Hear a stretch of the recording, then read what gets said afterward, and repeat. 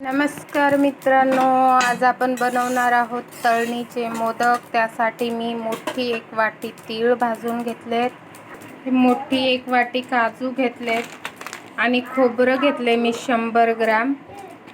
सुक्कं खोबरं आहे हे। आता आपण हे सर्व जिन्नस भाजून घेऊया। छान चटकेपर्यंत आपले तीळ खरपूस भाजून झालेत। आपण आता काढून घेऊया। त्याच वाटीने एक मोठी वाटी मी रवा घेतलाय। बारीक रवा नाही मिळाला मला, हा जाड रवा घेतलाय। रवा भाजून मी जरा मिक्सरला फिरवून घेणार आहे। स्लो गॅसवर अगोदर छान खरपूस भाजून घेऊया। न तूप घालताच आपण रवा छान खरपूस भाजून घेतलाय 10 ते 15 मिनिटं। आता काढून घेऊया। आता यामध्ये वाटीभर काजू घातलेले, ते पण स्लो गॅसवर भाजून घ्यायचेत आपल्याला छान। त्याचा वाटीने अर्धी वाटी बदाम पण घेतले, ते पण आपण काजू बरोबर भाजून घेऊया। हे पण आपण छान भाजून घेतलेत। आता आपण हे काढून घेऊया ताटात थंड व्हायला। त्याच वाटीने एक वाटी शेंगदाणे पण छान खरपूस भाजून घेणार आहोत। आपण शेंगदाणे काढून घेतले, ते 100 ग्रॅम जे खोबरं आपण आणलं होतं जाड असं किसलेलं, ते पण हलकंसं भाजून घेऊया। स्लो ठेवायचा आहे गॅस, खोबरं लवकर करपतं। खोबरं पण छान असं आपण गोल्डन ब्राऊन भाजून घेतलेलं आहे, सोनेरी रंगावर येईपर्यंत। आपण हलवत राहायचं, नाही तर खाली लागतं ते। काढून घेऊया आपण।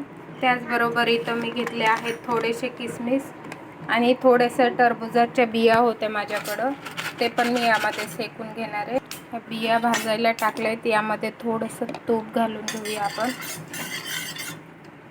थोडंसंच घालायचं आहे, कारण की खोबऱ्याला पण तेल असतं, जास्त तेलकट होतील नाही तर। त्याचबरोबर थोडेसे किशमिश घेतले होते, ते पण भाजून घेऊया आपण दोन्ही मिळून। हे पण छान भाजून झालेत। आता यामध्ये 1 चमचा मी खसखस घालणार आहे, हे पण भाजून घेऊ थोडं। खसखस, किशमिश आणि ते टरबुजाच्या बिया छान भाजून झाल्यात। आता गॅस बंद करू। इथे मी घेतला आहे रवा। हे रवा जरा मी मिक्सरला फिरवून घेणार आहे पीठ मळण्यासाठी। हा बघा, हे मी वाटून घेतलेलं आहे। जास्त जाडही नाही आणि जास्त पातळही नाही, तुम्ही बघू शकता। जाडही नाही आणि बारीकही नाही। तर आता हे व्यवस्थित झाले। आता आपण गव्हाचं पीठ काढून घेऊया। इथं गव्हाचं पीठ घेतलंय मी 3 वाट्या आणि जे रवा वाटून घेतला होता ते पण यामध्ये घालून घेतलं आहे। आता यामध्ये मी वितळवलेलं 2 चमचे मोठे तूप घालणार आहे। वितळवून घेतलंय मी गॅसवर हलकंसं। आता हे छान असं आपल्याला हाताने मिक्स करून घ्यायचंय। छान असं तूप आपलं मिक्स करून झालंय। मीठ अशी बघा, मूठ वळून बघते कशी व्यवस्थित वळते। आता यामध्ये थोडंसं आपल्याला मीठ घालायचं आहे। गोड पदार्थ आहे म्हणून मीठ जरा हिसाबामध्ये घालायचं। आता ह्याचं पाणी घालून आपल्याला पीठ मळून घ्यायचं। जास्त घट्टही नाही, जास्त पातळही नाही। हे बघा, हे या प्रकारे मी पीठ मळून घेतलंय। हे घट्ट होणार नंतर, कारण की आपण यामध्ये रवा घातलाय ना, ते पाणी सोकून घेणार। आता आपण जे भाजून घेतलेले ड्रायफ्रूट आहे त्याचं सगळ्याचा चुरा करूया।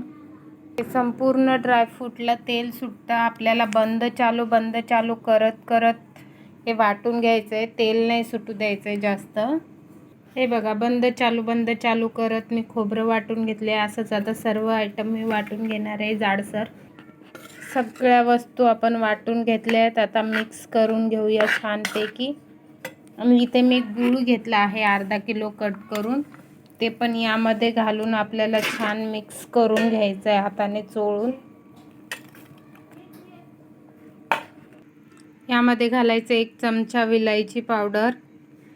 त्याचबरोबर हे जायफळ मी ह्या खिसणीने खिसून घालणार आहे, यामध्ये मिक्स होईल। ही आता आपण मोदकासाठी पारी तयार करून घेतली। याला थोडं पाणी लावून घेणार आहोत, कारण की चिपकते चांगली। आणि अशाला सगळीकडनं आपण अशा कळ्या पाडून घेणार आहोत।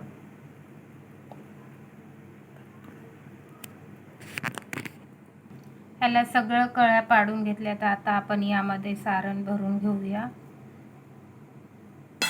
आणि ह्याला अजून पाणी लावून घेऊया साईडने, आणि करून आपला मोदक तेलामध्ये सुटणार नाही।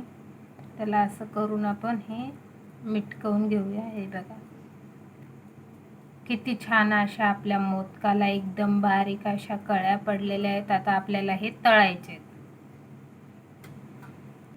त्याच प्रकारे मी सर्व मोदक करून घेतलेले आहेत. इथं ठेवलं आहे मी कढईमध्ये तेल, गॅस स्लो केलेला आहे. आता मोदक तळायला टाकत आहे.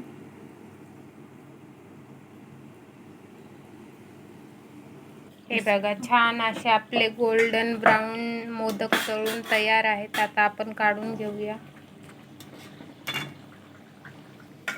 हे बघा छान असे आपले तळणीचे मोदक एकदम असे हे कळीदार बनून तयार आहेत.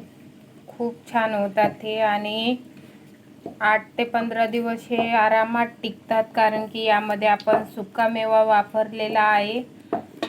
कसं वाटलं तुम्हाला व्हिडिओ नक्की कमेंट करून सांगा. व्हिडिओ आवडला तर लाईक करा, शेअर करा, सबस्क्राईब करा.